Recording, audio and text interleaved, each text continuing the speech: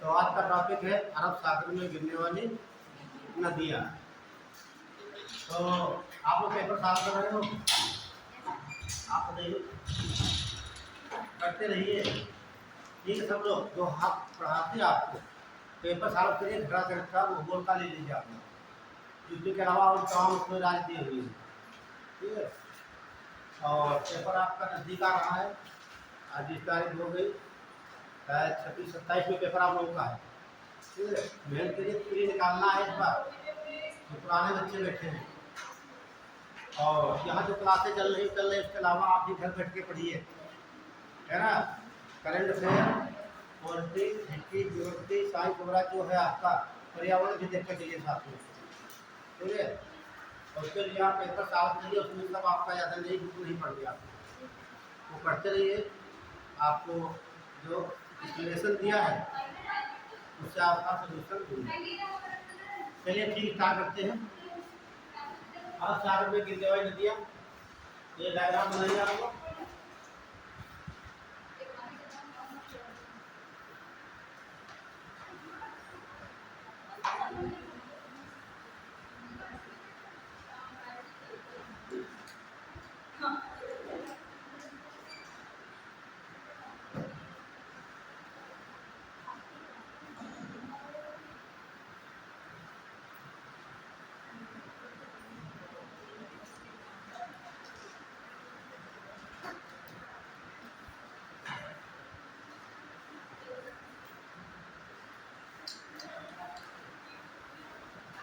एक कर्क रेखा भारत को दो भागों में बांट देती है। ठीक है, उत्तर भारत और दक्षिण भारत। और ये हम देखेंगे, ये पर्वत श्रेणी आपकी है, जिसे सतपुड़ा कहा जाता है। सतपुड़ा श्रेणी, और यहाँ पर विंध्याचल है।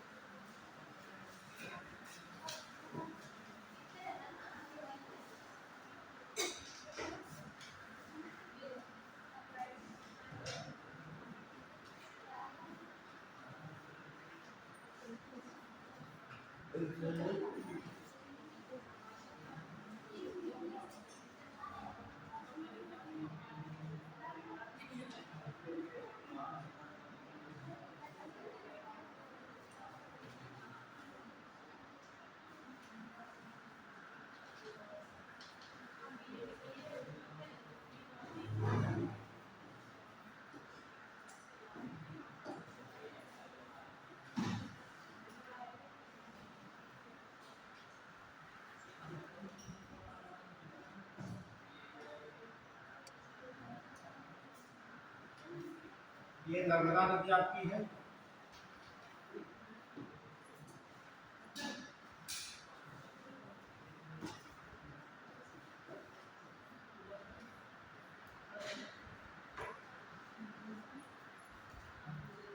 आपकी नदी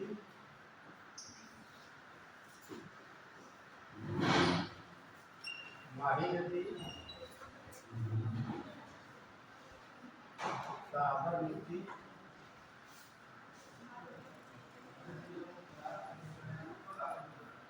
सोनमुनी नदी।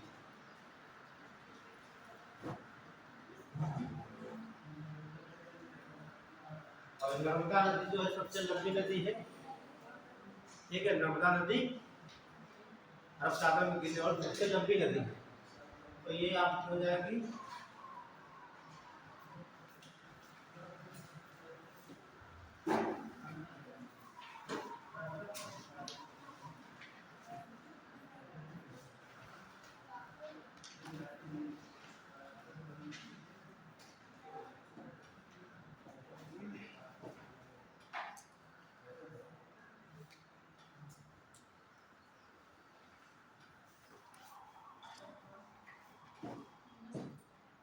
ताप्ती नीचे रहेगी, ये नर्मदा रहेगी।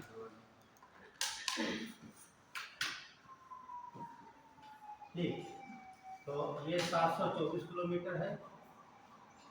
ये आपकी 580 है, 371, 495। ये दुनिया जहाँ कितना, ये आपकी है 13-12 किलोमीटर। ठीक है, तो अरब सागर में गिरने वाले सबसे लंबी नदी आपकी नर्मदा हो जाएगी। क्रम भी ध्यान रखना। ठीक है, ये सबसे दक्षिण में ताप्ती नदी है, तापी कहते हैं। उसके बाद नर्मदा है, फिर माही नदी है, फिर साबरमती है, फिर लुनी नदी है। ऐसे आप बना लीजिए।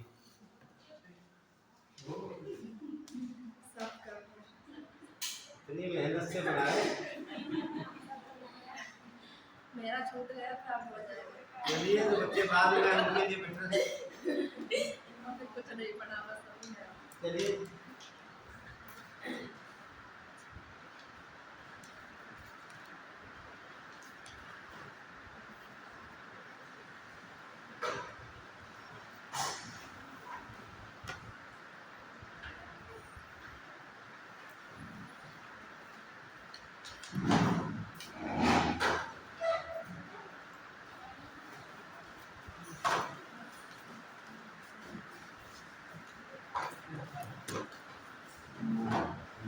लाइट की जाती जरूर है, 1.5 घंटे में एक बार, शायद एक बार।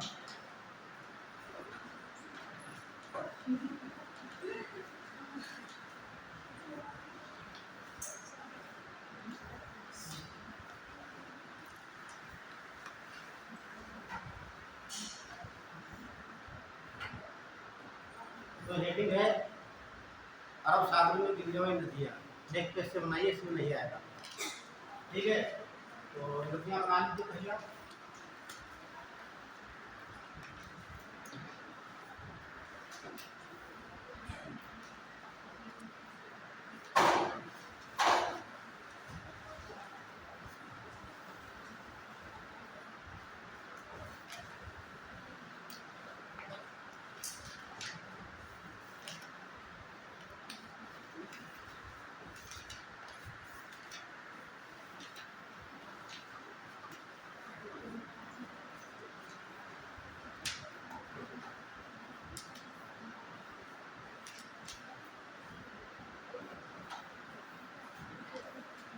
एक रेखा की हो गई।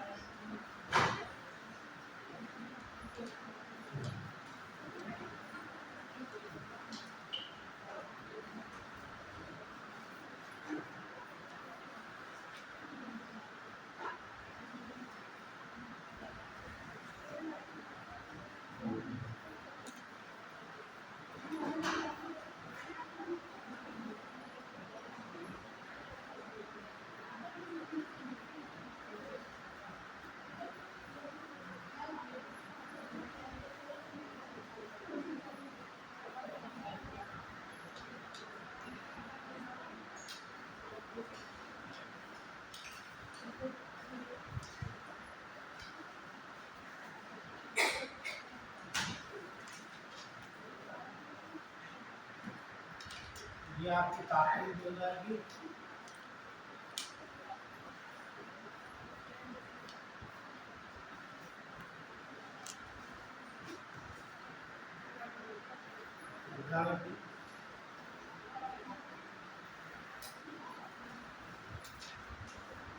माही नदी,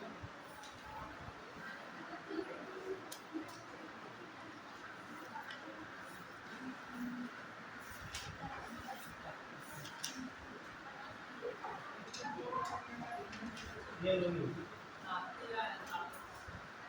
क्या हाँ, तापी कहिएगा ताप्ती, इंग्लिश में TAPI लिखा होता है। तापी बोलिए ताप्ती। ठीक है, और इसकी लंबाई 724 किलोमीटर है। इसकी 13-12 है, और ये आपकी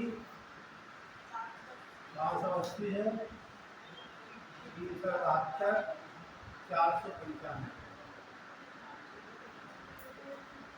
इतना बनाइए आप। जहाँ पे समझ में नहीं आता है बता देना, समझ में नहीं आ रहा, ठीक है। और आपका भी सागर है,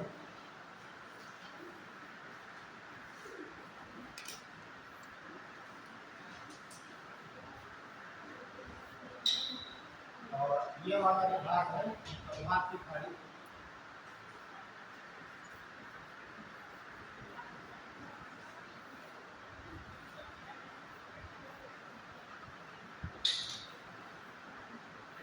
ये खंभात की खाड़ी, अरब सागर बना लीजिए, खंभात की साथ खाड़ी भी दिखा दीजिए।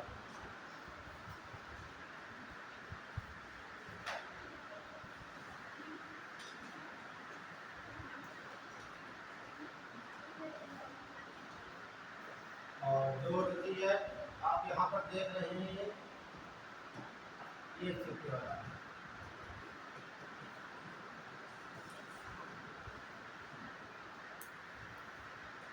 एक कच्छ का है,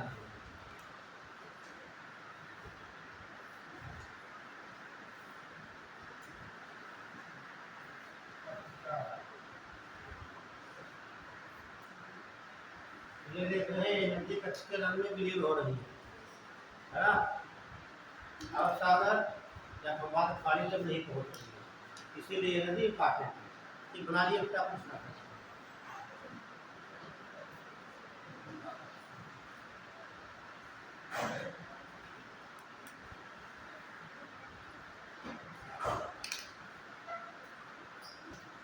तो नदियों का जो पेड़ों का ध्यान रखना, ये नदी घर दिख रही है इस प्रकार से, ठीक है। किस दिशा में प्रवाहित हो रही है पूछा जाता है यहाँ से। तो ऐसी कोई भी नदियाँ भारत की हैं जो पूर्व से पश्चिम की ओर प्रवाहित होती है। वनडे एग्जाम में बहुत सवाल आता है,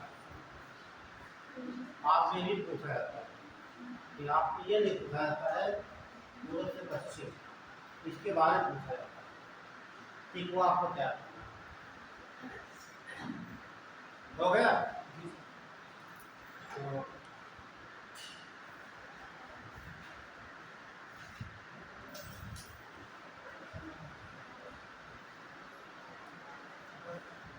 पहला सवाल लिखिए,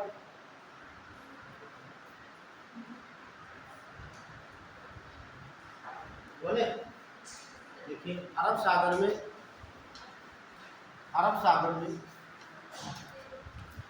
गिरने वाली नदियों, अरब सागर में गिरने वाली नदियों का बढ़ते क्रम में लंबाई के आधार पर, गिरने वाली नदियों का लंबाई के आधार पर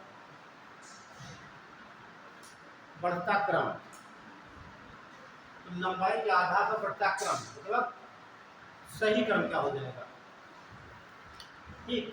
मतलब बढ़ता क्रम सबसे छोटी नदी, फिर बड़ी की बड़ी, ठीक।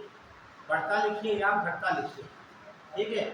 हम एक लाइन लिख देंगे, आप सीधा लिखेंगे तो बढ़ता क्रम हो जाएगा, या उधर से लिखो घटता क्रम हो जाएगा। तो यहाँ सबसे छोटी नदी कौन सी हो जाएगी आपकी? दुगनी। देखिए ये नहीं पूछा जाता, बाकी हम 4 नोट करा देते आपको है। तो जो नर्मदा नदी है ये वाली आपकी नर्मदा नदी, ठीक। ये देखेंगे तो ये सबसे बड़ी नदी हो गई आपकी, 1312 किलोमीटर लंबी हो गई, ये सबसे बड़ी हो गई, ठीक है। अब चलिए घटता क्रम हमारा हो गया, बढ़ते से घटता क्रम। और दूसरी हो जाएगी आपकी ताप्ती या ताप्ती, कितना है 724 किलोमीटर। अब तीसरी आपकी माही हो जाएगी, माही नदी 580, लास्ट में लिख देंगे साबरमती,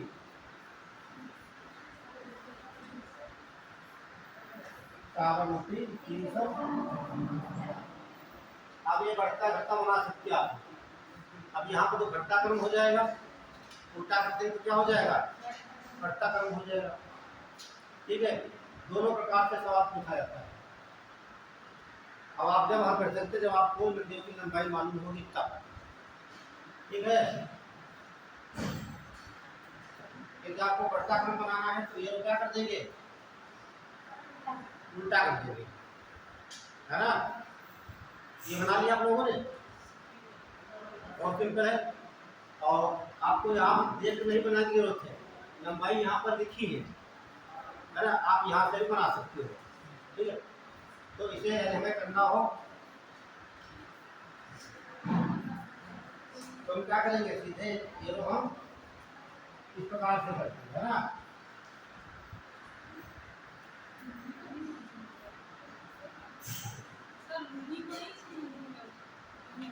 लूनी तो वहाँ दलदल में डूब नहीं जाती है, ठीक, वो किसी सागर तक नहीं पहुँचती है। लेकिन कभी वहाँ अरब सागर था, इसीलिए कहा जाता अरब सागर में डूब जाती है। ठीक है, ऑप्शन में है तो लास्ट में से जोड़ सकते हैं आप, एक सवाल है बन आप आगे समझ लीजिए। आप ये नदियाँ देख रहे हैं पूर्व से पश्चिम प्रवाहित हो रही है, तो सवाल बनता है कौन सी नदियाँ भारत की जो पूर्व से पश्चिम बहती है, तो नर्मदा ताप्ती का नाम आता है। अगला सवाल बनता है कि सतलुज के उत्तर में कौन सी नदी है, दक्षिण में कौन सी नदी है। ये सवाल कई बार आप विशेष में ऐसा नहीं पूछता, वो पूछता है कि सतलुज के उत्तर में ताप्ती नदी है और दक्षिण में नर्मदा नदी है। आपको बताना ये बात गलत है कि सही है, ये ध्यान रखना। अगला पूछेगा नर्मदा नदी विंध्याचल के उत्तर में बहती है, ये कहाँ बह रही है, विंध्याचल के दक्षिण में बहती है। अगला पूछेगा कि ताप्ती नदी विंध्याचल पर्वत श्रेणी और सतलुज के मध्य में प्रवाहित होती है, ये भी बात गलत है, वो सही बात कम पूछता है यूपीएससी। ठीक है, सही तो आप जानते हैं, वहाँ गलत पूछता है ताकि आप कंफ्यूज हो जाओ, ध्यान रखना।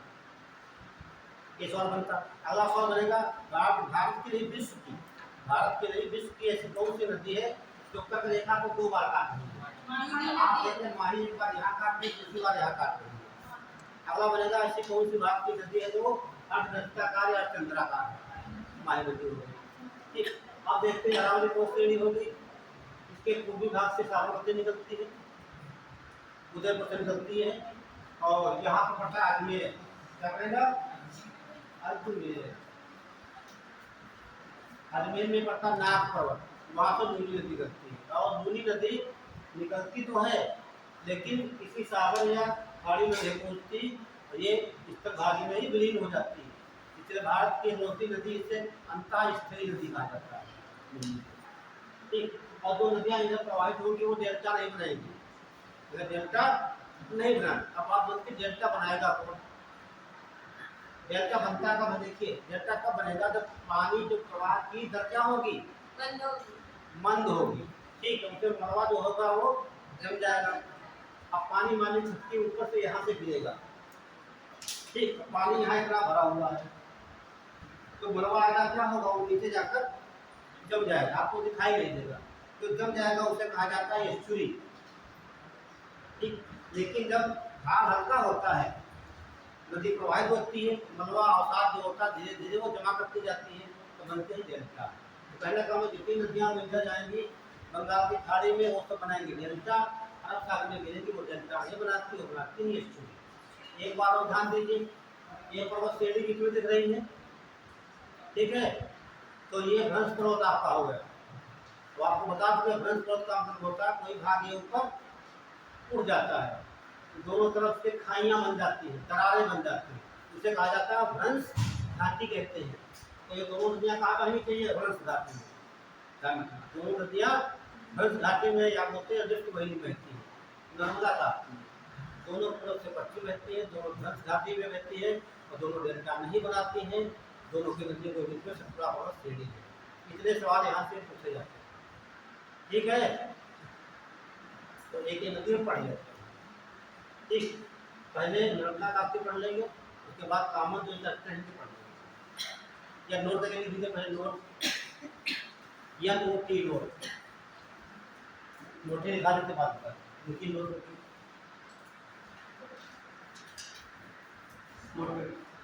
नर्मदा और ताप्ती नर्मदा और ताप्ती पूर्व से पश्चिम की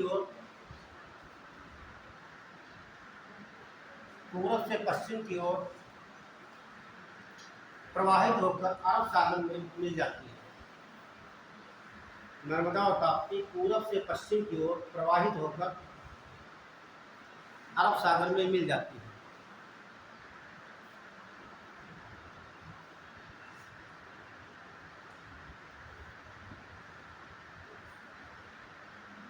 अब आपको ये दोनों नदियां डेल्टा नहीं बनाती हैं। ये दोनों नदियां डेल्टा नहीं बनाती हैं। बनाएंगी क्या?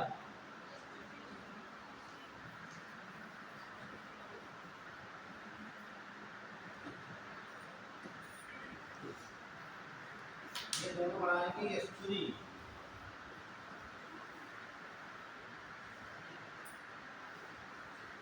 एस्चुरी को जो अंग्रेजी शब्द होता है हिंदी में बोलते हैं ज्वार नदमुख। ध्यान रखना, क्या बोलेंगे? ज्वार नदमुख। ठीक, ज्वार नदमुख आ जाता है। तो ये दोनों नदियां डेल्टा नहीं बनाएंगी, लेकिन एस्चुरी या ज्वार नदमुख का निर्माण करती है। ठीक है।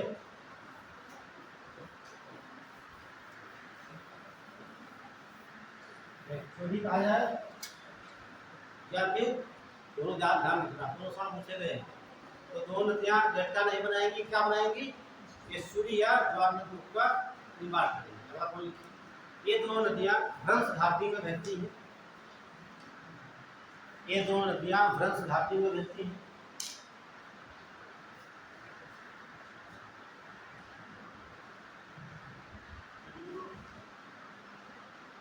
ये दोनों नदियां भ्रंश घाटी में बहती हैं।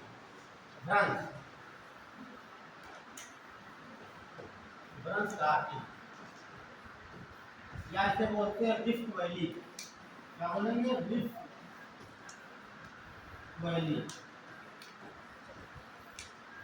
तो भारत के 3 नदियां हैं जो भ्रंश घाटी में बहती हैं। कल मैंने बताया था नर्मदा के, उसके बारे में, दामोदर के बारे में लिखा भी हुआ। दामोदर बहती है भ्रंश घाटी में, नर्मदा और ताप्ती 3 भारत की नदियां हैं जो भ्रंश घाटी में बहती। एक बहती है सोन नदी, 2 स्ट्राइक हुई है। इस बात मैंने कल लिखाई है। तो 2 नदियां भ्रंश घाटी में बहती। दोनों नदियों के मध्य में सतपुड़ा पर्वत श्रेणी है। नंबर डाल के लिखना, ठीक है। दोनों नदियों के मध्य में सतपुड़ा पर्वत श्रेणी है।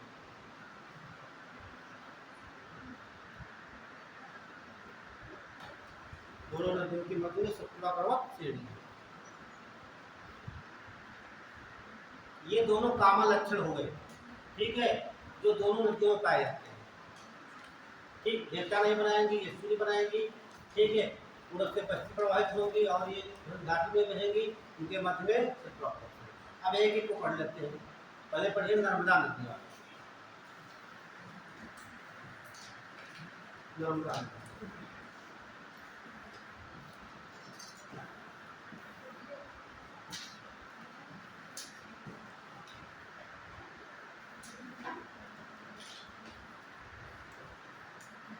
नर्मदा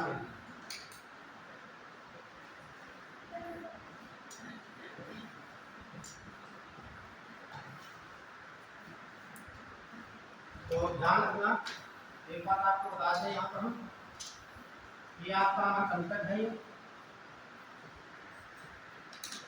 अमरकंटक ये पहाड़ी अमरकंटक की है, ठीक है। और जहाँ से एक नदी निकलती है इस प्रकार, इसका नाम है नर्मदा। कहाँ से निकलेगी? अमरकंटक से। ये पश्चिम एक पूर्व पर निकलती नदी, उसका नाम है सोन नदी। दोनों बात ध्यान देना। अमरकंटक स्थान हो गया, पर्वत श्रेणी हो गई, पश्चिम प्रवाहित होगी नर्मदा नदी, एक लिए अरब सागर में, और जो सोन ये निकलेगी कहाँ जाकर मिलेगी? गंगा में। कहाँ पर? वहाँ नहीं, पटना बताइए आप, पटना। है ना। तो ये आपकी कौन सी नदी है? ये गंगा नदी है। ये गंगा नदी हो गई। इधर से कौन सी आपकी ब्रह्मपुत्र नदी आती है? अब पटना पे तेजापुर मिल जाती है। ये दोनों पॉइंट ध्यान रखना, ठीक है। एक स्थान से निकलना है दो नदियाँ, एक प्रवाहित होती पश्चिम की तरफ नर्मदा कहते हैं, जो बहती पूरब की तरफ उसे सोन नदी कहा जाता है। और ध्यान दीजिए, ये बहती स्ट्राइक वैली में, ये बहती है बरंस घाटी में, इसलिए सवाल यहाँ से बनता है। ठीक, हम चर्चा ठीक करेंगे नर्मदा, इसके बारे में तो चर्चा कर ली, सब दिखा दिया गया। तो नर्मदा नोट करिए। देखिए, अब आपको नोट क्या करना है कि ये तो पर्वत श्रेणी आपकी हो गई सतपुड़ा, और इधर आपकी हो जाएगी विंध्याचल। तो पहले सवाल बन जाता है, ये नदी विंध्याचल और सतपुड़ा के मध्य में प्रवाहित होती है। इधर हो गया। या सवाल से पूछता है कि नर्मदा नदी सतपुड़ा के किस ओर प्रवाहित होती है। तो मैप से पता चल रहा है उत्तर की ओर है कि दक्षिण की ओर। दिमाग में देखिए, जब तक आप मैट्रिक क्लियर नहीं होगी तब तक ज्योग्राफी समझ में नहीं आएगी। जितने आपकी मैट्रिक हो जाएगी तो आपकी 90% ज्योग्राफी आपकी कंप्लीट है। 90% मैट्रिक डिपेंड है आपका। कोई भी है ज्योग्राफी पढ़ेगा, जहाँ समुद्र विज्ञान पढ़ेगा, फ्यूचर पढ़ेगा, कोई भी पढ़ेगा, ठीक है। तो इसके बारे में कुछ पॉइंट नोट करिए आप। यह नदी अरब सागर में गिरने वाली, यह नदी अरब सागर में गिरने वाली सबसे बड़ी और सबसे लंबी है।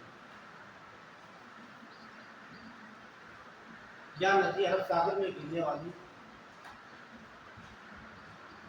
सबसे बड़ी और सबसे लंबी है। दोनों पॉइंट ध्यान रखना, लंबी की बात कर रहा है और बड़ी की भी बात कर रहा है, ठीक है।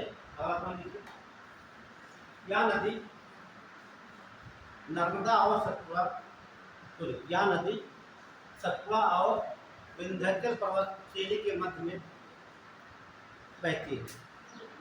यह नदी सतपुड़ा और विंध्य पर्वत श्रेणी के मध्य में बहती है।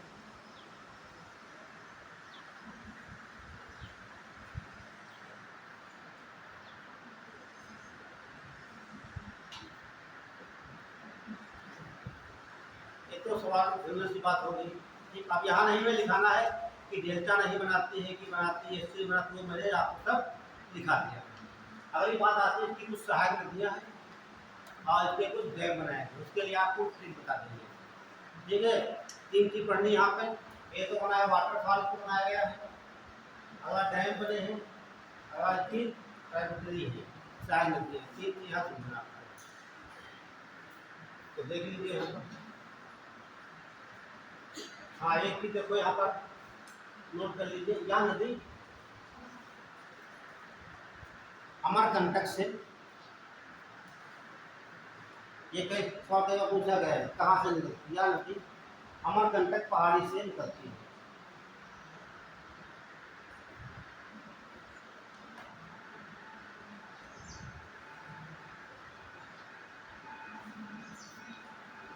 लेकिन नोट करके ये नोट,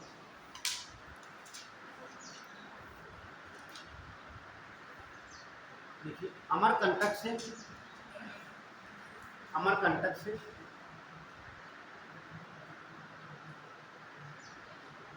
पश्चिम की ओर, अमरकंटक से पश्चिम की ओर नर्मदा नदी, अमरकंटक से पश्चिम की ओर नर्मदा नदी निकलकर अरब सागर में गिर जाती है और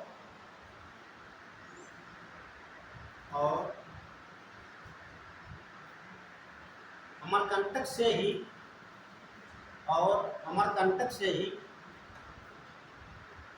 पूर्व की ओर,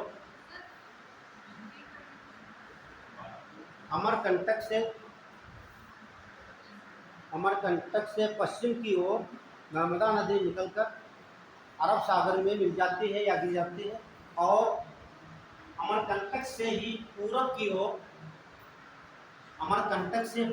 की ओर, सोन नदी निकलकर सोन नदी निकलकर पटना के पास गंगा नदी से मिल जाती है।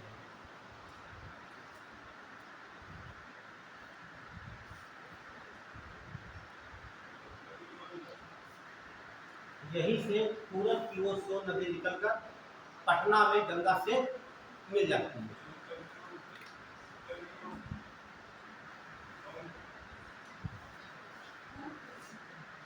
देखिए बनास नदी निकलती है यहाँ से, ठीक उत्तर की ओर, ठीक है, वो जाकर मिलती है आपके चंबल में मिल जाती है। तो ये बात नोट हो गई, ठीक है। ये दो इसमें पूछा है, दोनों डायरेक्शन क्या है, अपोजिट है। ये आपका कंटक हो गया, ये नदी बह रही है पश्चिम की ओर, दूसरी बह रही है पूर्व की ओर, इसलिए इंपॉर्टेंट है। ये मिलती है गंगा नदी में, ये मिलती है अरब सागर में गिरती है, और ये बहती है भरत घाटी में, दूसरी बहती है स्ट्रैटोली में, ठीक। इसलिए पूछा था सवाल यहाँ से। तो देखिए नर्मदा नदी आपकी है,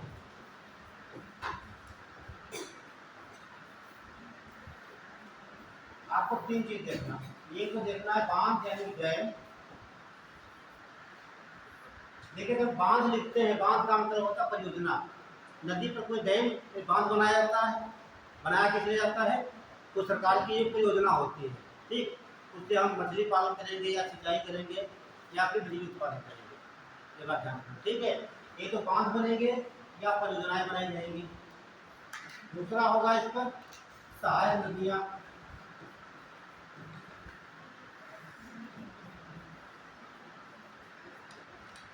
तीसरा पॉइंट जो है जलप्रपात, इसको बना हुआ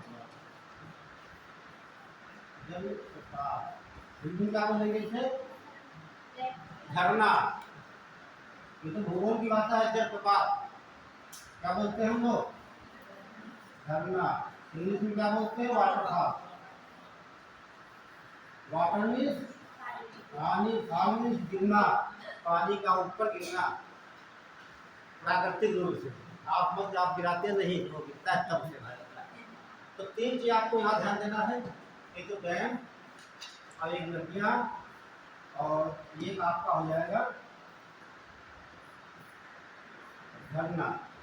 झरना को बता देते हैं, बोलते हैं कपिल धारा। क्या नाम है, कपिल धारा। अब हमारे जो बच्चे बैठे हैं वो बताएंगे इसका दूसरा नाम क्या है, धुआंधार, दुग्ध धारा भी कहा जाता है। धुआंधार का मतलब क्या होता है, जब झरना से तेज गिरता है, ठीक है, तो वहां से हल्की जो वाष्प निकल लगती है भाप के रूप में, ठीक है, तो लगता है ये दूध जैसा दिखाई देता है, इसे दुग्ध धारा भी कहा जाता है। और तीसरा नाम क्या बोले, धुआंधार।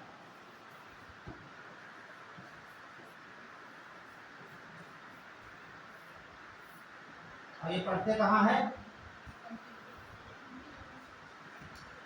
बताइए, मध्य प्रदेश के किस जिले में,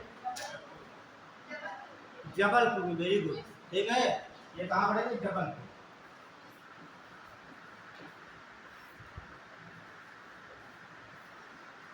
अब जबलपुर डिस्ट्रिक्ट हो गया, वहाँ कोई छोटा मोटा स्थान रहा होगा, वो लोग स्थानीय लोग पढ़ते हैं, ठीक है। आपको इतना जानना है कि ये जबलपुर में। अब देखिए यहाँ एक बताते हैं आपको क्लिक सोमी, और यहाँ एक चीज है 10 मार्च। ये नदियां बहुत इंपॉर्टेंट से पूछी गई। और एक चीज आपकी है सोमी, जितने सब डैम आप पढ़ते होंगे, सरदार सरोवर परियोजना कितनी बार पढ़े होंगे, है ना, पढ़ते होंगे। सरदार सरोवर परियोजना गुजरात में पड़ती है और ये नर्मदा नदी पर है। तो ये से आपकी सरदार सरोवर परियोजना, वो से ओंकारेश्वर हो जाएगी, यम से माहेश्वर, आई से इंदिरा सागर हो जाएगा। तीन परियोजना आपको ध्यान रखना है। इससे क्या बोलेंगे हम, सरदार सरोवर, सरदार सरोवर परियोजना, ओंकारेश्वर।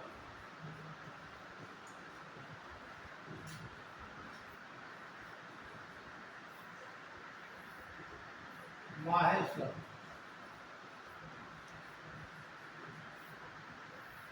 इंदिरा सागर,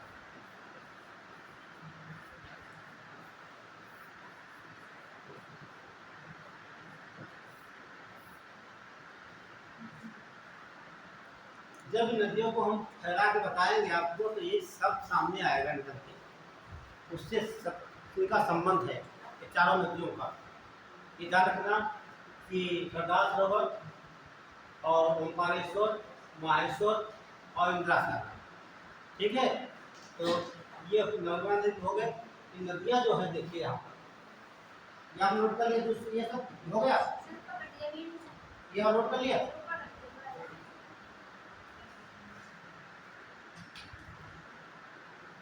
कपिल धारा, धूपधारा या धुआंधार लिखते हैं, ठीक है, वाटरफॉल। अब ये नदियाँ आपकी हैं 10 मार्च,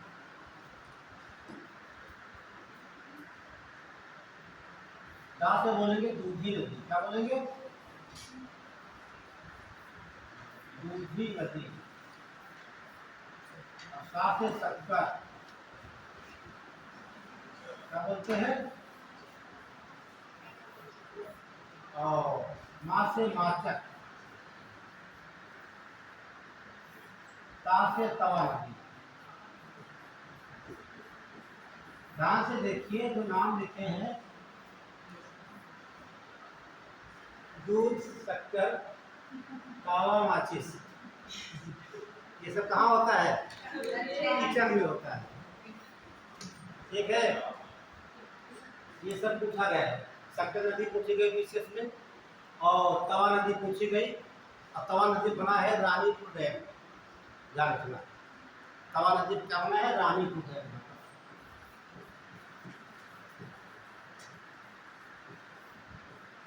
रानीपुर बांध कहो या परियोजना, ठीक है। तो ना ध्यान रखना, ये जो नदियाँ हो गई बहुत इंपॉर्टेंट है, यही पूछी जाती है कौन सी नर्मदा की सार नदी है, कौन सी नहीं है, ठीक है। तवा नदी पूछा गया विशेष में, और आपका शक्कर नदी पूछा गया, दूध, शक्कर, कावा और नोट कर लिया सब। ज़्यादा लिखना इसमें नहीं है, कुछ ऐसे बना के लिख लीजिए। पर ध्यान देना चाहिए कि आपके बांध हैं, साइड नदियाँ हैं, इधर तो पास है।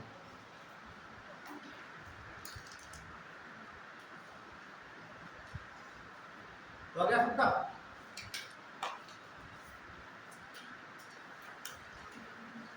ठीक है, अगर डाली ताप्ती नदी,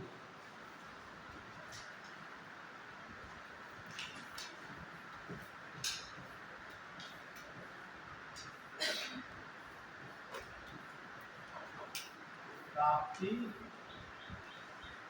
या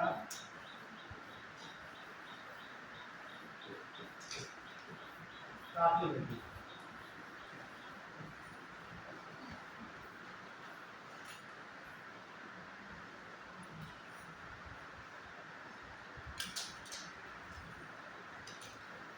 नोट करिए एक लाइन इसमें।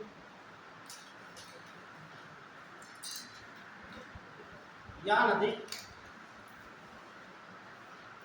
सतपुड़ा पर्वत के दक्षिण में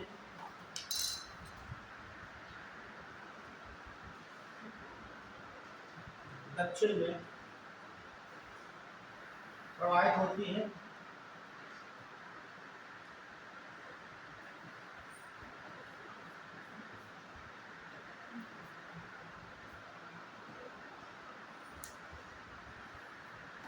ये मुल्ताई श्रेणी पड़ती है, ठीक, ध्यान रखना। कहाँ मिलेगी? मुल्ताई श्रेणी से पड़ती है, उसका मतलब ध्यान रखना। प्रवाहित होती जो कि मुल्ताई श्रेणी से निकलती है, या इसका उद्गम स्थल है ओरिजिन पॉइंट। इस पर एक परियोजना बनाई गई है, यही को कहती है उपाय परियोजना। उपाय परियोजना देख लीजिए। उपाय परियोजना कहाँ पड़ेगी? क्या फिर बताइए? उकाई परियोजना कहाँ पड़ेगी बताइए?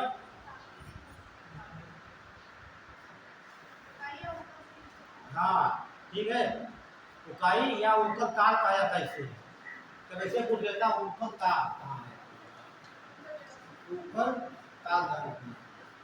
और इसी के बाद एक काकरा पारा बनाया गया है जो आपका एटॉमिक एनर्जी पावर स्टेशन है। क्या बोलेंगे? काकरा पारा लिखेंगे। गुजरात का वही सभी है, ठीक है। ये एटॉमिक सेंटर है। उत्तर प्रदेश में कोई एटॉमिक सेंटर है कि नहीं है? नरौरा कहाँ पड़ता है? बुलंदशहर। वेरी गुड, ठीक है। एक्टिव रहिए आप लोग ऐसे। जब आप एनर्जी पढ़ाएंगे ऊर्जा के प्रकार तो वहाँ दिखा दिया है, परमाणु ऊर्जा में आएगा तो दिखा देगा। सर ये उकाई परियोजना कहाँ पे? ये गुजरात की है, ठीक है। काकरा पारा गुजरात का है और इसकी सहायक नदी है कि मौसम नदी है। क्या बोलते हैं? मौसम। हाँ मौसम नहीं देखा है, मौसम। एक प्रमुख नदी, ठीक है। डाल दीजिए माही नदी, माही, माही नदी।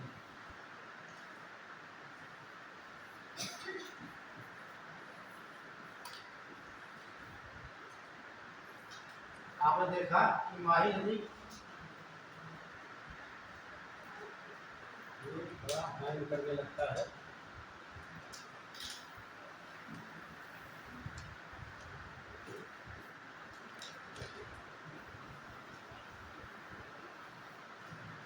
ये आकार रेखा इसको दो बार काटती है, ठीक है। अब ये कैसे बनी है? वृत्ताकार, ठीक है। ध्यान रखना, वृत्ताकार या उल्टे डोरे की तरह बनी हुई है। और इसकी ये दो सहायक नदियाँ बहुत इंपॉर्टेंट है, नोट करिए। या नदी, या नदी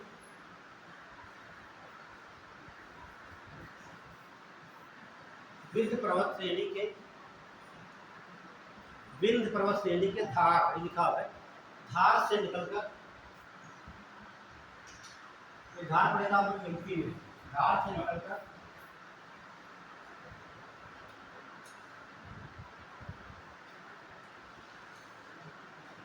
अर्धचंद्राकार, धार से निकलकर अर्धचंद्राकार आकार बनाते हुए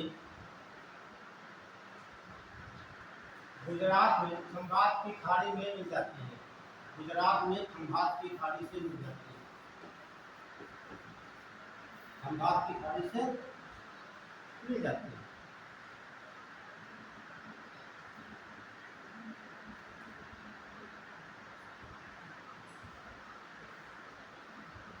जो खंभात की खाड़ी है ये अरब सागर का ही भाग है ना, ध्यान रखना, ठीक है। अरब सागर कहा जाए, खंभात की खाड़ी कहा जाए। आपको घुमाने के लिए वहाँ घुमा सकता है एग्जाम में, ध्यान रखना, ठीक है। अगर कोई लिखी या नदी कर्क रेखा को दो बार काटती है, या नदी कर्क रेखा को दो बार काटती है।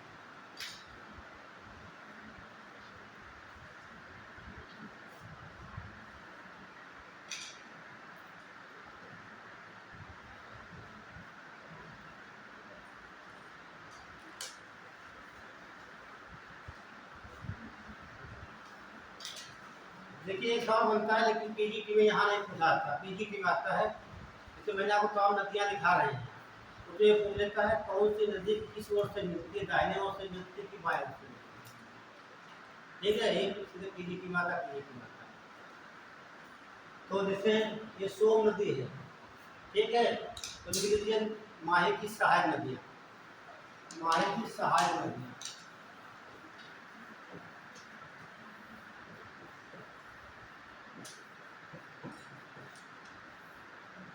तो एक तो है सोम नदी, ये पूछा गया एग्जाम में आपके, सोम किसकी सहायक नदी है? माहे की। और एक जाखम है, जाखम, ये भी पूछा गया आपके एग्जाम में, 2025 में। जाखम और एक अनस नदी, 3 सारी नदियाँ, 3 सारी नदियाँ हैं और केवल 2 पूछी गई एग्जाम में, सोम और जाखम। ऐसे देता है, जैसे दे दिया, ये दे दिया आपका माही, जयेश, नर्मदा, ताप्ती, साबरमती, ऐसे गैस।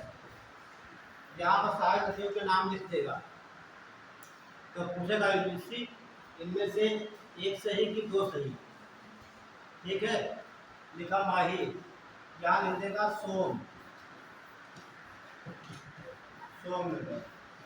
ठीक है, ताप्ती में यहाँ लिख दिया आपका उनका पर मौसम लिख दिया, मौसम लिख दिया। ठीक है, और ताप्ती लिख दिया यहाँ पर आपकी मार्केट लिख दी, मार्केट या तवा लिख दिया।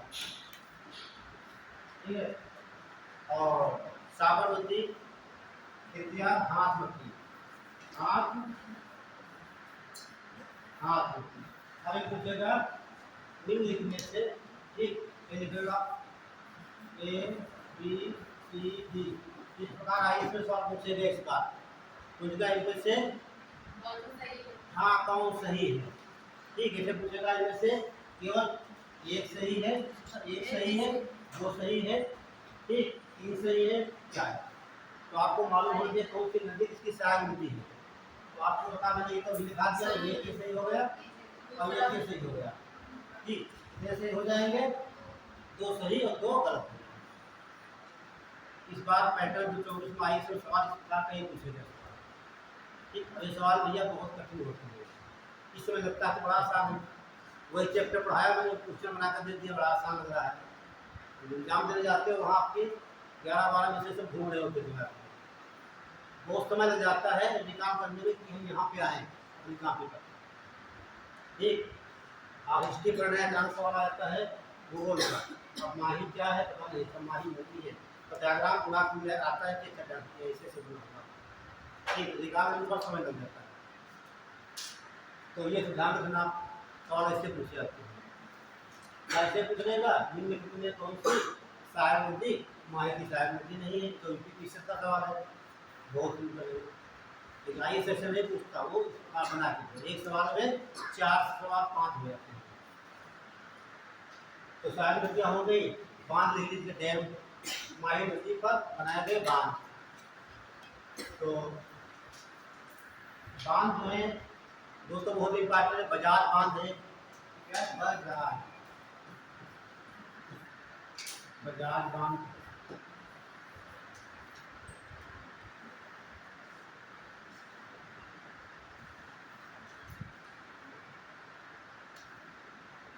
और एक कनक उड़ोई,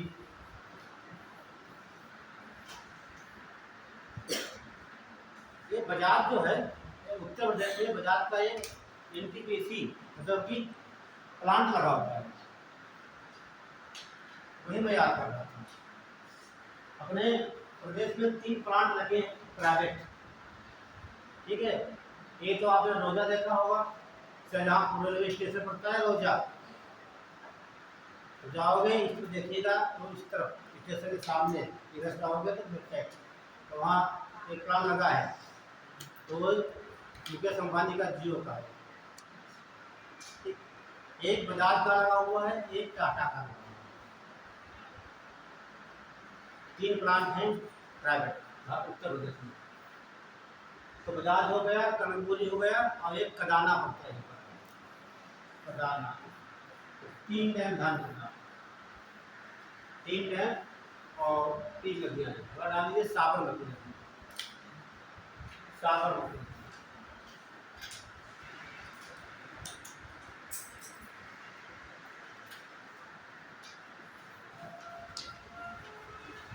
साबरमती के ये क्यों इम्पोर्टेंट है, साबरमती आश्रम सुना होगा आपने, है ना, और उसके अलावा आपने गांधीनगर सुना होगा और एक अहमदाबाद सुना होगा। अहमदाबाद इसी की नदी के तट पर है ना। इस प्रकार नदी आती है,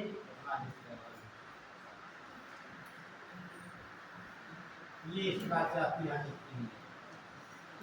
ये निकलती उदयपुर से। कहाँ निकलेगी? क्या बोलते हैं उदयपुर को? झीलों का नगर कहा जाता है राजस्थान में। ठीक है, ये द्वारावट श्रेणी उसके अंदर भी पड़ता है। और यहाँ उदयपुर में एक खान है, ठीक है, उसे बोलता है जावर की खान। देखिए बता दिया आपको, लिखा है जावर की खान। जो जावर खान है ये कहाँ पड़ती है आपको? ये बनेगी उदयपुर में। उदयपुर का है झीलों का नगर। अच्छा, आप लोग पढ़ते हैं जेवर। जेवर जानते क्या होता है? हाँ, चांदी नहीं कह सकते। जो महिलाएं आभूषण धारण करती है जेवर कहा जाता है। ज्यादातर कौन धारण करती है? चांदी के, सोने के। सोना महंगा होता है, चांदी सस्ती होती है ना। तो जो जावर की इससे समझिए जेवर, जावर से जेवर, जेवर बनते किसके? चांदी के। तो भारत की 90% चांदी कहाँ निकाली जाती है? जावर के जेवर। और यहाँ पर दो खाने हैं, एक झुंझुनू में पड़ती है खेतड़ी, वहाँ से तांबा निकाला जाता है, ठीक। और जो चांदी हमारी होती है शुद्ध नहीं होती है, ऐश के रूप में निकलती है।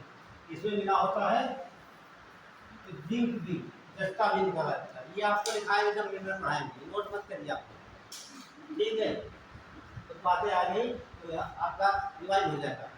तो उदयपुर से निकलती है, ठीक है, और यहाँ पर जाकर मिल जाती है। देखिए तो साथ मिलती है, नोट कर लीजिए। देखिए यह नदी उदयपुर से निकलकर खंबात की खाड़ी में, यहाँ का मतलब साबरमती हेडी पड़ी होगी ना। यह नदी उदयपुर से निकलकर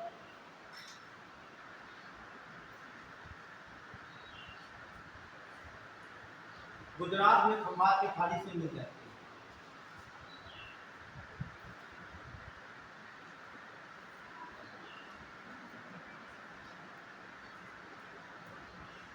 इसकी दो सहायक नदियां इंपॉर्टेंट है, वो पूछी गई, नोट कर लीजिए। तो एक है आपको बताया था मैंने हाथमती, ये क्या है? सहायक नदी है। दूसरी मधुमती, ये मधुमती वाला पूछा गया सवाल। दो सहायक नदियां इसकी, हाथमती, मधुमती, साबरमती। और साबरमती के तट पर आप गांधीनगर है, और उसके अलावा आपका अहमदाबाद है, जिसे भारत का बोस्टन कहा जाता है, या भारत का मानचेस्टर भी कहा जाता है, ठीक है। लास्ट में रही लूनी नदी। लूनी बात के लेकर चल रहे आप, ठीक है, ध्यान रखना। थोड़ा तेज लेकर चल रहे आप, बता भाई पढ़ना है, उत्तर भारत पढ़ना है, प्राचीन नदियाँ पढ़ना है। तो लूनी नदी नोट करिए। यह नदी अजमेर के निकट, यह नदी अजमेर के निकट नाग पर्वत से निकलकर, यह नदी अजमेर के निकट नाग पर्वत से निकलकर कच्छ के रण में विलीन हो जाती है। कच्छ के रण में, कच्छ के रण में विलीन हो जाती है।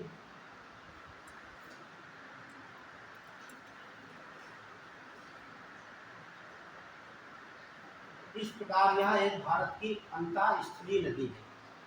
इस प्रकार यह भारत की एक अंतःस्थलीय,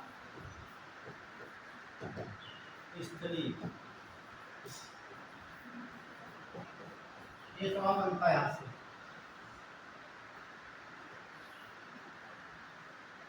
अंतःस्थलीय नदी है। अब सीधे आ जाइए गोवा चलते हम, है ना। गोवा में दो नदी पढ़ेंगे हम, ये तो मांडवी पढ़ेंगे, क्या पढ़ेंगे, मांडवी डालेंगे, मांडवी नदी। तो मांडवी की विशेषता क्या है, ये जो नदी है इसमें, हाँ गोवा की नदी है और एक ही नोट करना है, इस नदी पर एक बना है वाटरफॉल, उसे बोलते दूध सागर। ये आपको कंफ्यूजन करता है इसलिए आपको बता रहा हूँ मैं। तो वहाँ लिखा है दूध, दुग्ध धारा लिखा हुआ है, दुग्ध धारा बोलेंगे तो कपिल धारा कहा जाएगा, दूध सागर कहा जाएगा तो ये धारा मांडवी नदी का गोवा पड़ता है, नोट करिए। देखिए यहाँ एक गोवा की नदी है,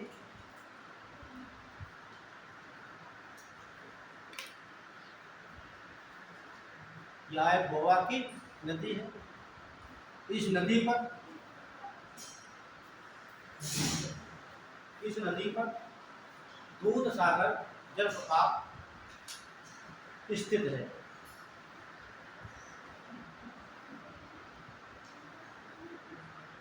दूध सागर जलप्रपात स्थित है और यही एक नदी जुआरी नदी है। क्या होता है हम, जुआरी, नोट कर लेना, बाकी से और लिखना भूल नहीं। जुआरी नदी कहाँ पड़ेगी, ये गोवा में होती है। अब दो नदियां सबसे इंपॉर्टेंट है कर्नाटक की, उस पर चर्चा कर लेते हैं। ये डाल लीजिए शरावती नदी, शरावती नदी,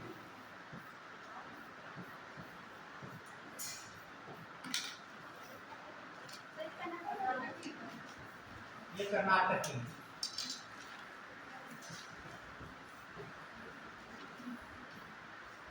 जब क्लास में कराए होंगे हम, उस दिन लिखा होगा, बनाए होंगे, तो गोवा की है, कोई कर्नाटक की है, आगे बताया होगा केरल की नदियाँ, सब पीछे खोलिए, ऐसे ऐसे लगा हुआ है। हाँ ये देखिए शरावती नदी बहुत इंपॉर्टेंट है, इंपॉर्टेंट इसलिए है, ठीक है, ये आपका, ये आपका कर्नाटक राज्य है, ठीक, ये नदी ये प्रवाहित होती है, ठीक है। और यही जिला पड़ता है शिमोगा, क्या होता है, शिमोगा, शिमोगा बहुत फेमस है आयरन एस के लिए, 2 एस के लिए। ये पड़ता है कुंद्रेमुख है और बाबा बुदन की पहाड़ी है, ठीक है, ये पड़ती है चिकमंगलौर में, तो कुंद्रेमुख और यहाँ मैंगनीज के भी भंडार यहाँ पे है, तो यही पे वाटरफॉल बना हुआ है, यही पर ये, ठीक, उसका नाम है, क्या बोले आप, शाही लोग नहीं बनाए। देखिए ये श्रेणी हो गई, जहाँ से 1 2 2 3 4 धाराएं बह रही ऊपर है ना, 4, चारों को प्रवाहित होगी, यहाँ बनता है जोग, जोग जलप्रपात, कहाँ पड़ता है, शिमोगा में। इसका दूसरा नाम है घरसप्पा, क्या होता है, हाँ घरसप्पा, इस बार पूछा भी गया है, ठीक, घरसप्पा, घरसप्पा जलप्रपात।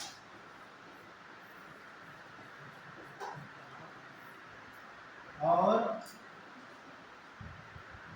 ये 253 मीटर ऊंचा है, ऊंचाई से कोई मतलब नहीं, लिखे मत छोड़ दीजिए, जहाँ आवश्यकता हो बता दिया जाएगा आपको, ठीक, ये ऊंचाई कभी नहीं पूछी जाती ना पूछी जाएगी, लेकिन विशेषता है 4 धाराओं से मिलकर बनाई, यूपीएससी पूछ सकता है, ठीक है। वो देख लीजिए, एक का नाम है राजा, है ना, राजा, बताइए, बताया था उस दिन, हाँ, रानी रोरर, देख लीजिए, एक का नाम राजा रॉकेट और रानी जोरर, ये चार धाराओं से मिलकर बनता है जोग जलप्रपात। ये बात ध्यान रखना। ये सवाल जब पूछा जाएगा क्यों यूपीएससी पूछेगा, बाकी इंडिया में कोई एग्जाम नहीं पूछेगा, पर वो इतना पूछेगा जोग जलप्रपात कहाँ स्थित है। कहाँ स्थित है? आपके कर्नाटक के शिमोगा जिले में और शरावती नदी पर स्थित। क्लियर? तो कुछ पर नोट कर लीजिए बात है। बोले देखिए, शिमोगा जिले का नाम है, ठीक है, और फेमस है। जब पढ़ेंगे मिलना भारत का तो हमेशा शिमोगा आपको याद आएगा, ठीक है। शिमोगा कहाँ है? वैसे उत्तर प्रदेश का एक सीतापुर, इसी बात कर्नाटक का ये डिस्ट्रिक्ट है शिमोगा, ठीक है, नोट कर लीजिए।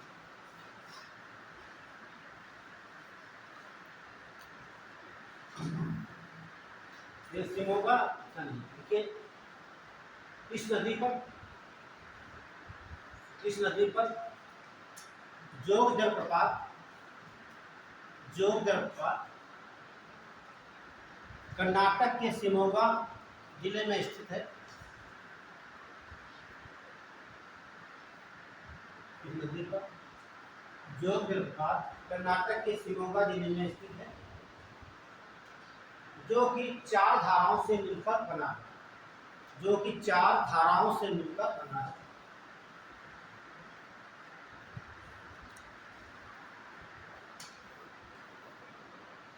धाराओं के नाम लिख लेना।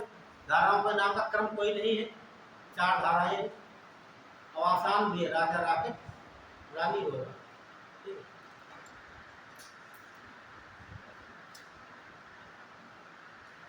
इसे गरसप्पा भी कहा जाता है, ठीक है। आगे लिखे नोट रखिए, नोट है।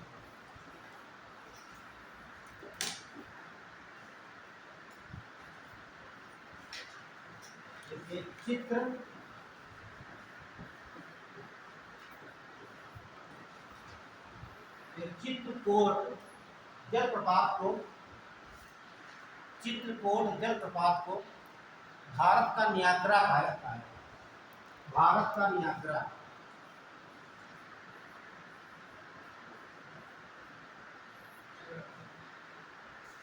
और आप पढ़े होंगे, ठीक है, नियाग्रा वाटरफॉल कहाँ है? सब बराबर कर दिया। मैंने क्या पूछा है? नियाग्रा वाटरफॉल कहाँ है? आप बताइए इधर से। उसके आसपास रहोगे तो भी बता देंगे। अरे इक्वाडोर में रहे, सब दक्षिण अफ्रीका क्यों जा रहे हो? वहां पर एंजल है ना, वो एंजल सबसे ऊंचा था।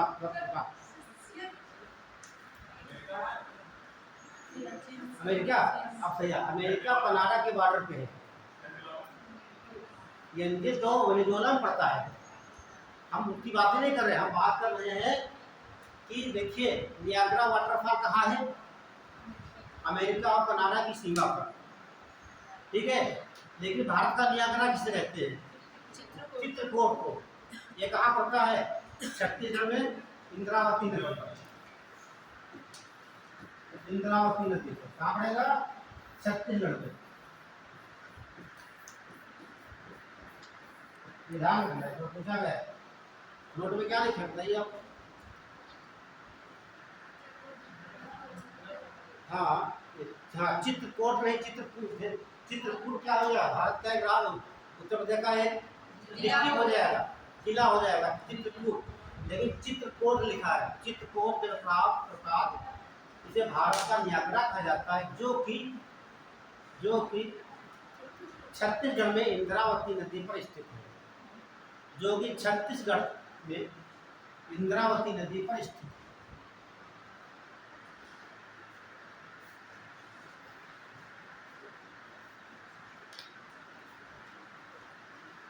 कर्नाटक में एक और नदी है, हाँ तो बता दिया उन्होंने। क्या बताया है? वाराही नदी है ना।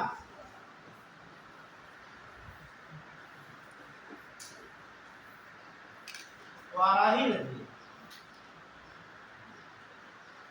देखिए राज्य कर्नाटक रहेगा,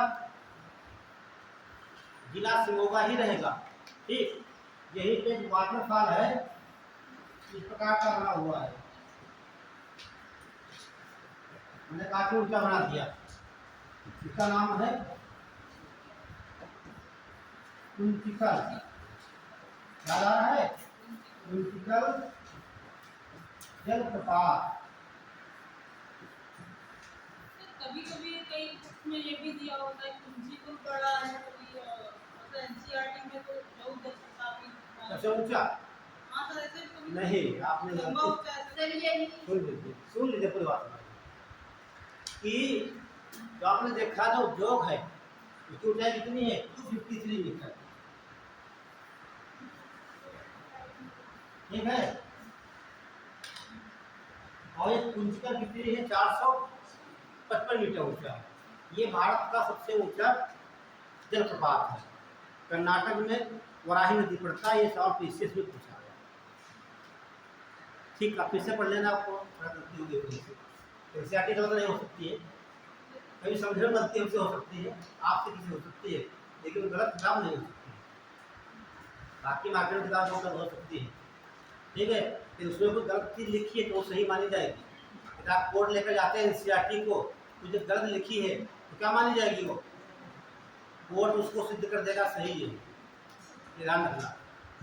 इसमें जाते हैं तो ऑथेंटिक 100% नो डाउट, तो लिखिए गलत। देखिए कर्नाटक की वाराही नदी पर, कर्नाटक की वाराही नदी पर भारत का सबसे ऊंचा जलप्रपात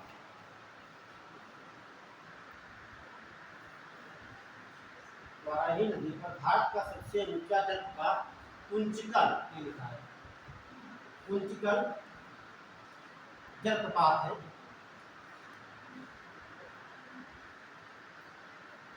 जिसकी ऊंचाई लगभग, नोट कर लीजिए, ब्रैकेट में लिख लीजिए। आगे आते हैं केरल में, डाल लीजिए पेरियार नदी। ये केरल आपका है। दो नदियां पड़ेंगी यहाँ पर, एक पड़ेगी पेरियार, देखिए पेरियार नदी। यह केरल की सबसे लंबी नदी है, या केरल की सबसे लंबी नदी है। केरल की सबसे लंबी नदी। तो आपने पढ़ा होगा शिव समुद्रम, पढ़ते हो, वो भी कर्नाटक का है। वो किस नदी पर है? कावेरी पर है। ठीक है, तो ये देखिए एक सवाल पूछा गया पीसीएस में, इसमें आया कि पेरियार पर एक परियोजना बनी है इडुक्की। इडुक्की परियोजना, इसका संबंध किससे है ये पूछा गया। सिंचाई से नहीं है, तभी तो पूछता है। हाँ, विद्युत उत्पादन से, मतलब विद्युत नहीं, जल विद्युत लिखेंगे या अपन बिजली लिखेंगे।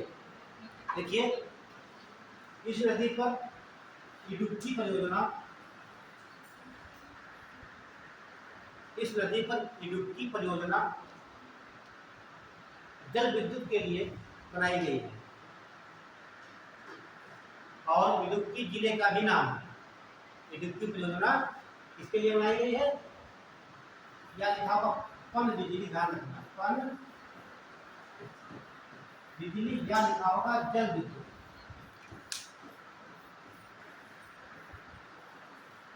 जल विद्युत के लिए बनाई गई।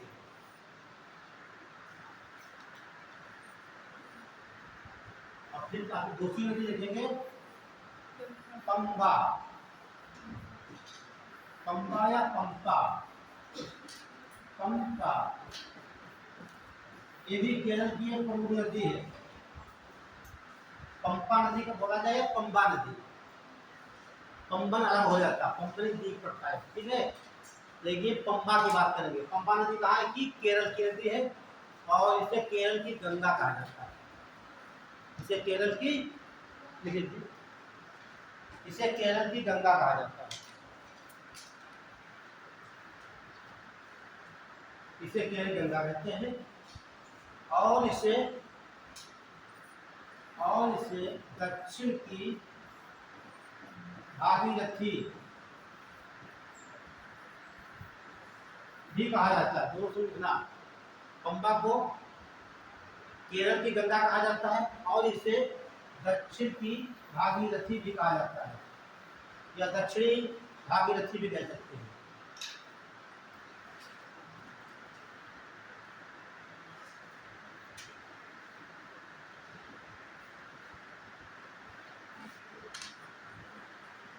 बस यही विराम लगाते हैं।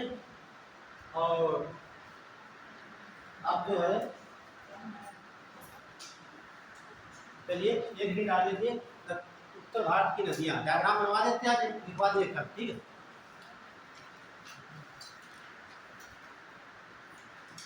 सही से बनाइएगा, पहले हम बना दें तब बनेगा।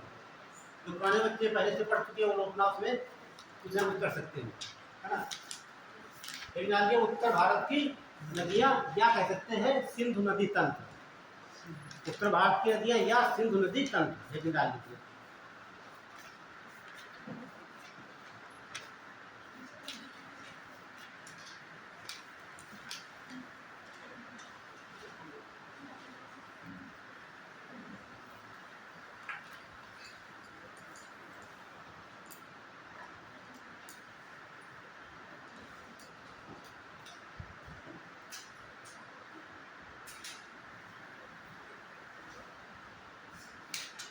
ये आपका अरब सागर है। ये नदी अरब सागर में आपको मिलती है, ये कराची के पास। कहाँ पड़ेगा? कराची कहाँ पड़ता है? पाकिस्तान के बाद ध्यान रखना। तो ये नदी निकलती है कैलाश पर्वत से, ध्यान करेंगे।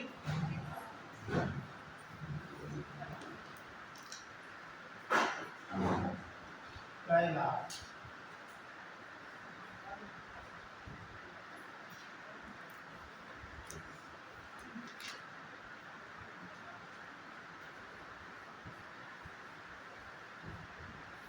कैलाश, तो उसका नाम हो जाएगा, नाम आप ले देते हैं। और ये नदी निकलती है वाराणसी से, ये बनेगा वाड़ा नाचा, हिमाचल प्रदेश का स्थान है। और यहाँ से निकलती है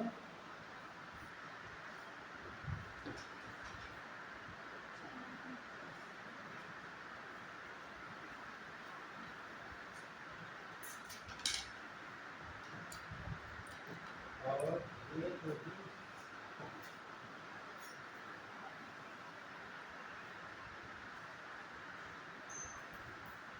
ये आपकी झेलम नदी है, ये सिंधु नदी है, ये चेनाब नदी है, और यहाँ से निकलती नदी एक है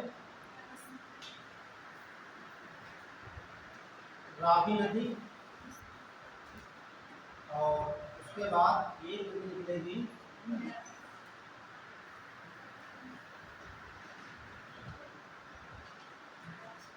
इसका नाम सतलज नदी है। और यहाँ से नदी निकलती है,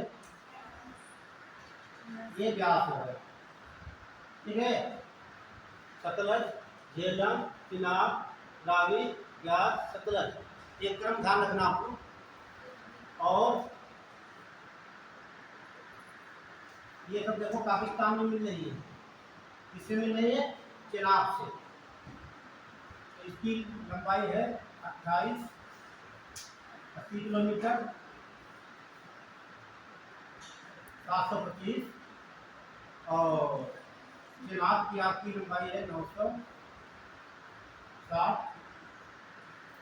720, 770, 1050। जहाँ पर ये मिट्टी आ सकती है उसे कहते हैं हर के बैराज। क्या बोलेंगे इसे? हर के बैराज, हर के बैराज। ये कहाँ पड़ेगा? कपूरथला जिला, कपूरथला चित्रा कहाँ पड़ेगा? पंजाब। और यहीं से नदी निकलती है, सॉरी नहर निकलती है इस प्रकार से। इसका नाम है इंदिरा गांधी नहर।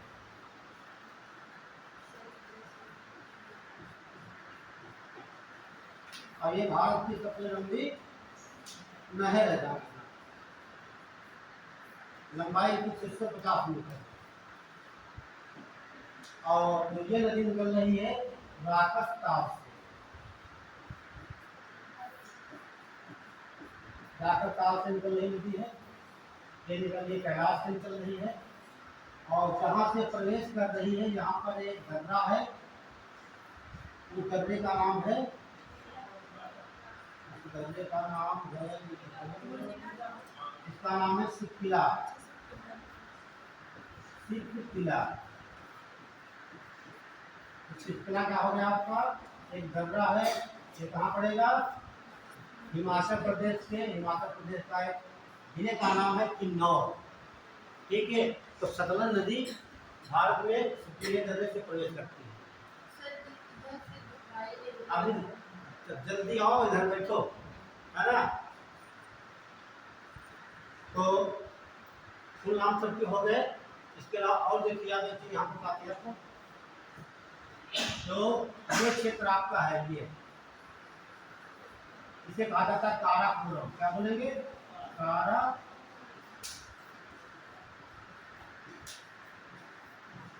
कोरम श्रेणी हो गई। और इसके बीच में एक और यहाँ पर है, इसे लद्दाख कहा जाता है। तो ये बात ध्यान रखनी, पूछा जाता है कि जो सिंधु नदी है कहाँ पर होती है? काराकोरम और लद्दाख पर्वत श्रेणी के मध्य में। चीन से निकली, भारत होते हुए कहाँ पहुँच गई? पाकिस्तान में कराची के पास अरब सागर से मिल जाती है। ये आपका अरब सागर है। और ये देखिए डेल्टा बना रही है।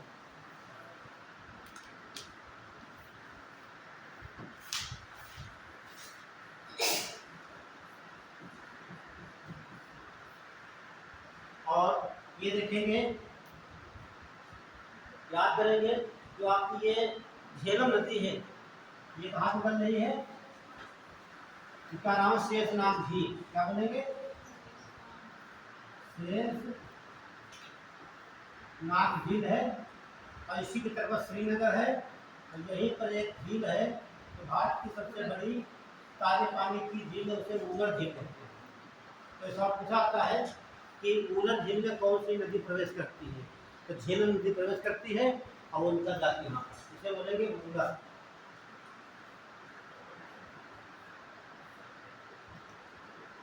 और एक नदी ये आपका हो गया, ठीक। ये वाड़ा रास्ता पड़ता है हिमाचल प्रदेश में।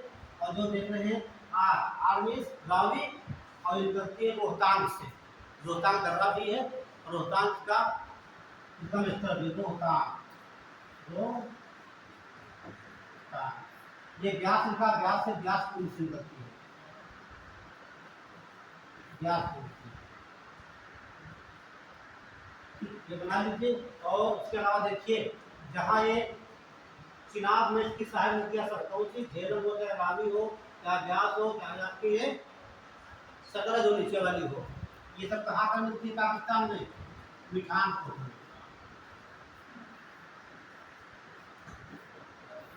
मिठानपुर पठानकोट में क्या अंतर है? बोलना भैया, मिठानपुर पठानकोट। पठानकोट कहाँ है? मिठानपुर, ठीक है। और एक बात और बता दें आपको, जो कैलाश पर्वत से निकलती है सिंधु नदी, ठीक है, ये इसका किस स्थान से प्रवेश का नाम है? दमचोक। दमचोक, दमचोक से प्रवेश करती है।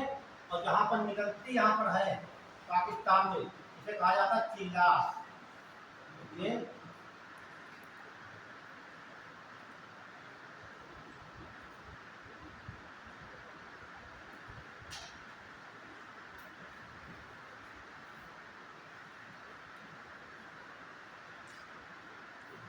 ये चिल्लास स्थान का नाम हो गया।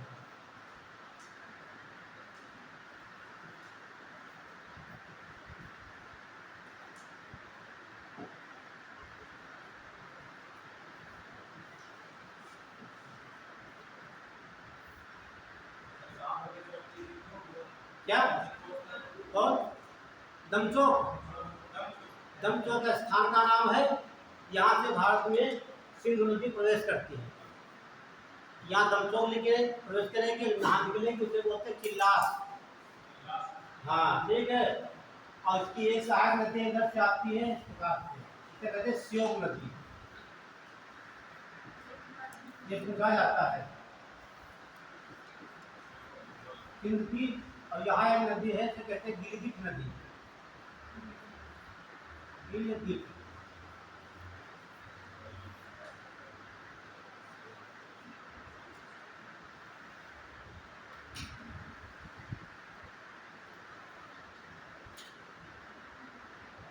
और जहाँ दूर समझ में आया हो उसको बड़ा कर देते हैं और पूछ लेना जहाँ समझ में ना आया आपको।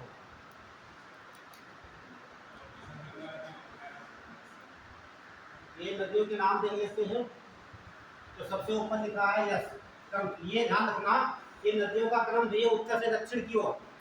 तो सबसे ऊपर यस का मतलब क्या हो गया, सिंधु नदी।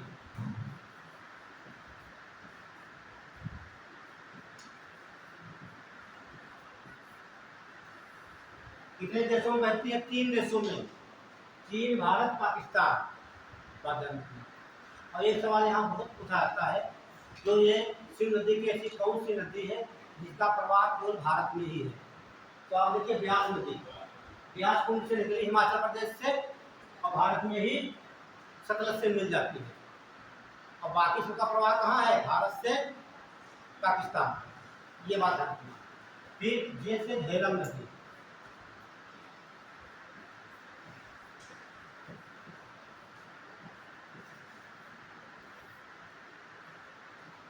जिसे चेनाब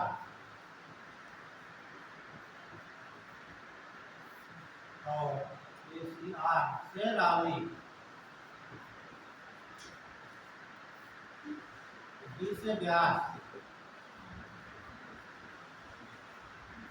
सा से सतलज।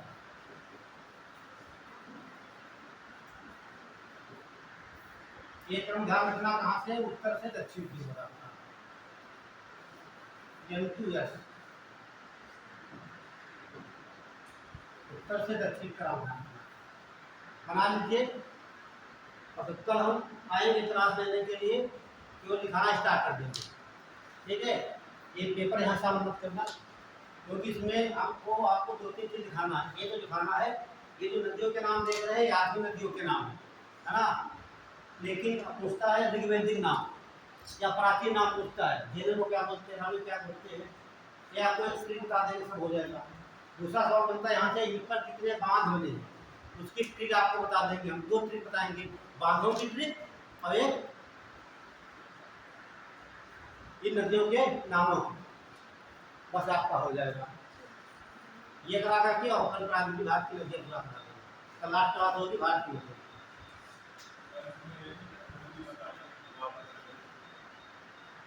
बहुत सिंपल है, ध्यान से देखिए, इतना तो आसान आपको देखिए, बहुत ट्रिक बता देते हैं।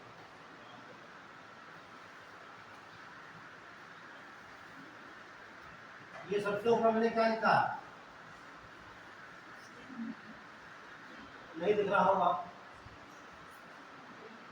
बस हो गया। देखिए सबसे सिंधु, झेलम,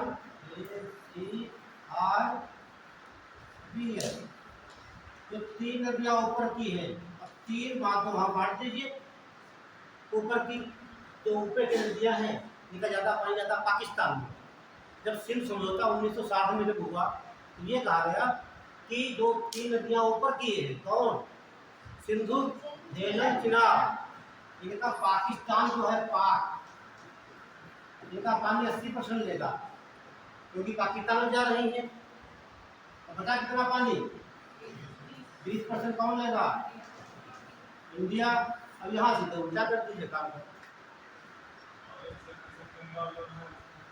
हाँ किशनगंगा, देखिए किशनगंगा जो नदी है, ये शेषनाग की इसकी नायक है, उसकी है क्या बोलते हैं, झेलम की शाखा नदी, यहाँ से निकलती है, ठीक, यही मिल जाती है।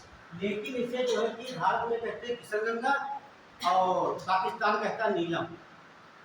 हाँ नीलम कहा जाता है। किशन गंगा देंगे, किशन भारत में कहता है किशन गंगा, और जो बहुत पाकिस्तान में उसे कहा जाता है नीलम। जैसे गंगा नदी को भारत में गंगा नदी कहते हैं, और बांग्लादेश पद्मा कहते हैं, ब्रह्मपुत्र नदी को सांग को कहते हैं चीन में, अरुणाचल प्रदेश में ध्यान, और आसाम में ब्रह्मपुत्र, बांग्लादेश में जमुना कहते हैं। तो स्थानीय नाम सबके होते हैं, ठीक है। तो यहाँ करेंगे, यहाँ पास के पास कितना हिस्सा जाएगा, 20%। और यही काम में पूछ लेता है इंडिया का 80%। ऐसा पूछता है कि नदियों का भारत का 80% पानी की आवश्यकता है, ठीक है। इसकी चर्चा हम कल विशेष से कर लेंगे, आपको तो बता दिया जाए,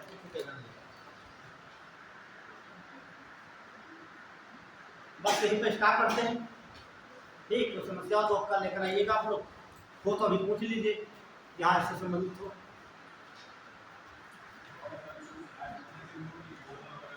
हाँ बता देंगे, ठीक।